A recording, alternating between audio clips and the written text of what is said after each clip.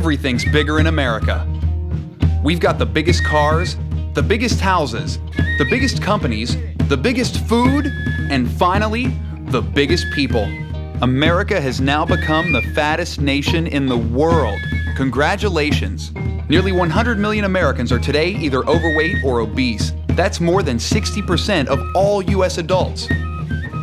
Since 1980, the total number of overweight and obese Americans has doubled, with twice as many overweight children and 3 times as many overweight adolescents.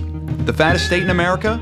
Mississippi, where 1 in 4 people are obese, with over 300,000 deaths per year associated with related illnesses. In 2002, a few Americans got fed up with being overweight and did what we do best. They sued the bastards. Taking aim at the fast food companies and blaming them for their obesity and illnesses, a lawsuit was filed in New York on behalf of 2 teenage girls.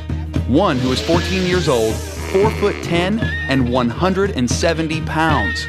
The other, 19 years old, 5'6" and 270 pounds. The unthinkable had suddenly become reality.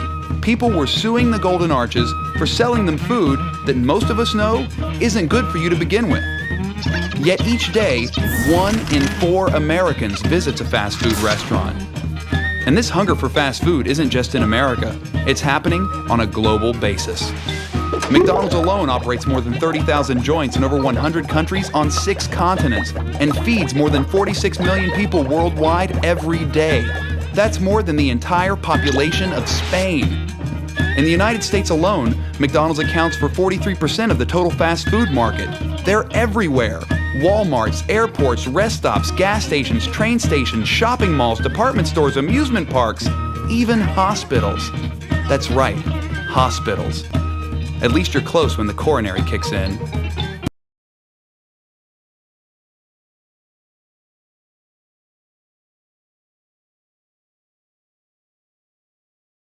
A vegetable tart and a quinoa and roasted veggie salad, artichokes and a simple green salad, all beautiful, organic, fresh vegetables that you're going to miss so much.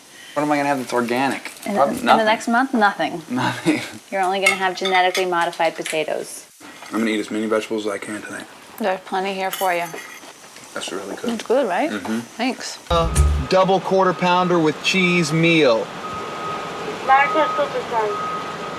I think I'm going to have to go supersize. Look at that. Look at that Coke. That barely fits in there. Oh, shit. I'm gonna, look at that. Look at how big that thing is. Look how big that French fry is. That thing is like 4 feet tall. Double quarter pounder with cheese. More calories than anything. There it is. A little bit of heaven. Mmm.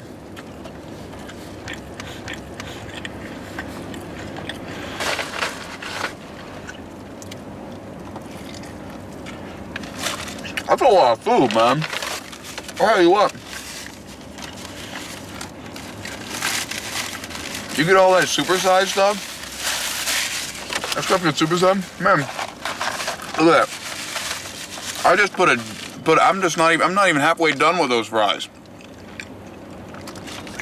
Not even halfway.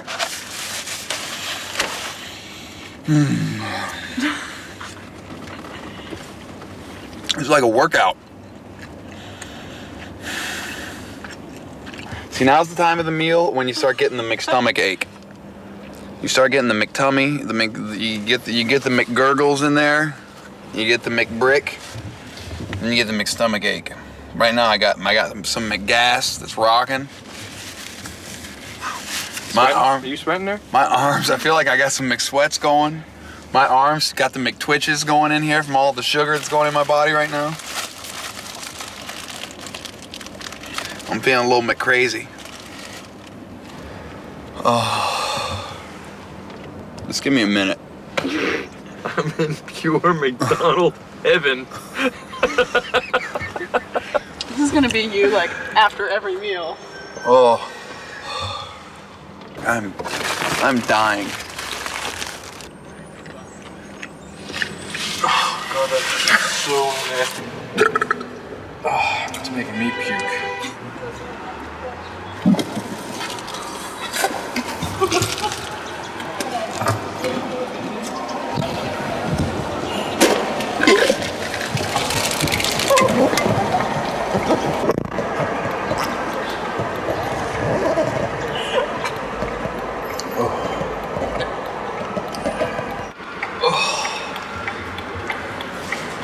You all right? Yeah.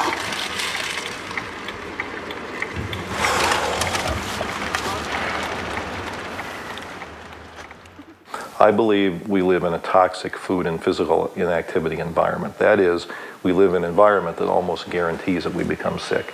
Not 100% of people become sick, but the numbers of people who do are growing and growing and growing.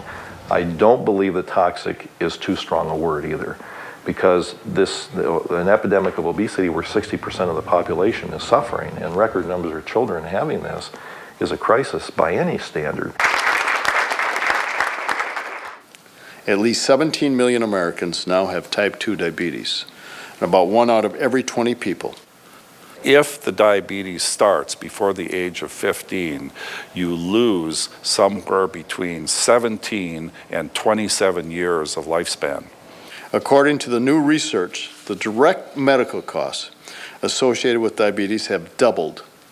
The direct medical costs have doubled in the past 5 years, from $44 billion in 1997 to $92 billion in 2002.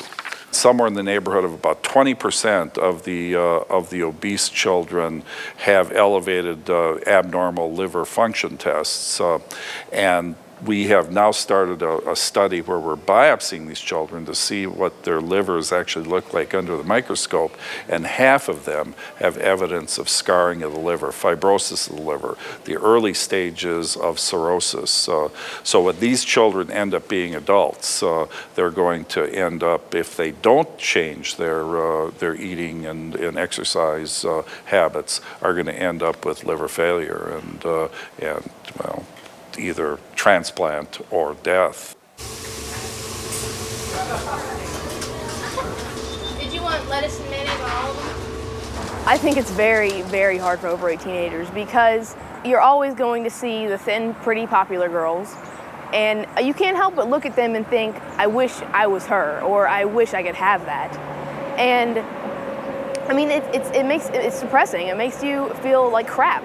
I mean, that's just how it is. And it's of course it's hard being a teenager because you see all the girls in the Cosmo Girl or Teen People, and they're all beautiful, and you think, aren't I supposed to look like that? And it's just not. It's not realistic. It's not a realistic way to live. My big thing was never smoking. It was never drinking. Obviously, it wasn't doing drugs. My big vice was food. And before I knew it, I wound up weighing 425 pounds. I brought in a present for you. My old pants that are now made famous in all the Subway commercials.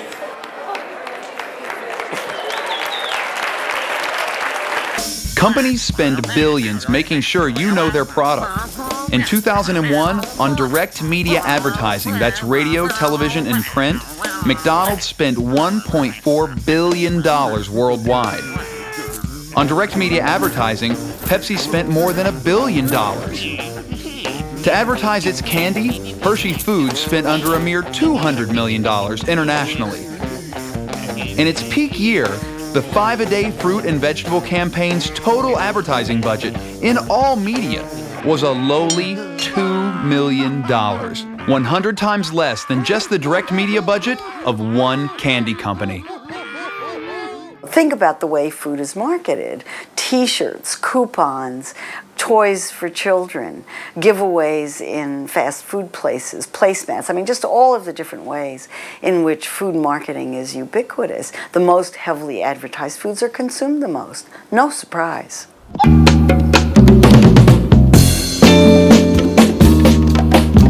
your mama, I'm your daddy, I'm that nigga in the alley. I'm your doctor when you need, want some coke, have some weed. You know me, I'm your friend, your main boy, thick and thin. I'm your pusher man.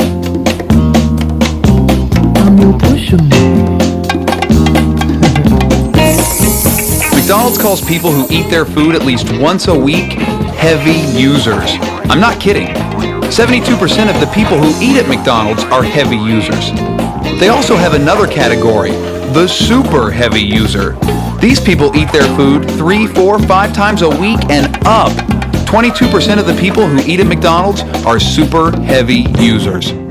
If you look at the menu at a fast food restaurant, they use all of the addicting components. They'll take a slab of meat, cover it with cheese, of course, which is filled with the casomorphins, the opiates that are found in the cheese protein.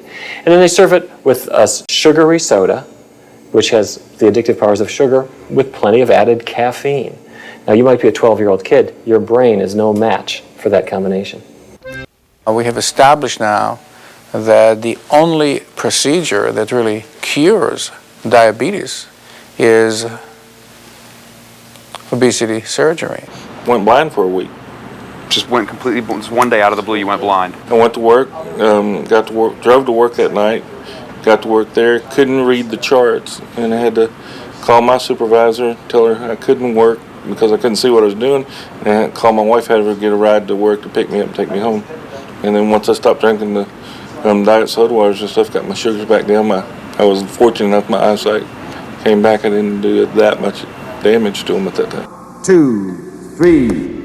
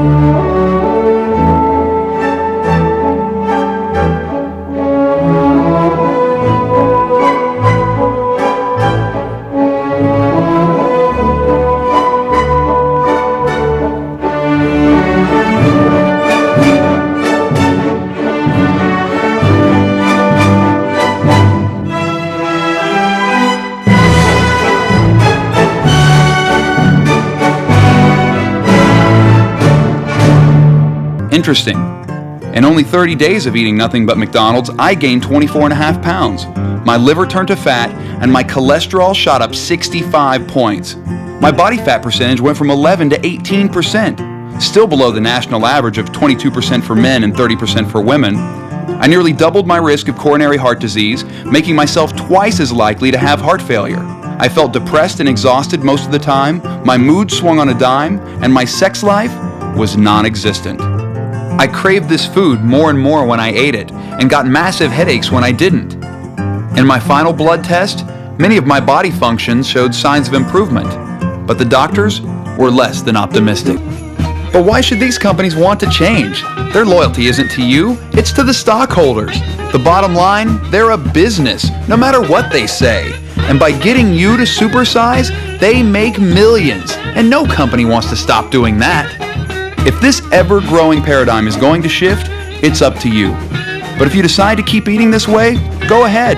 Over time, you may find yourself getting as sick as I did, and you may wind up here. Or here. I guess the big question is, who do you want to see go first? You or them?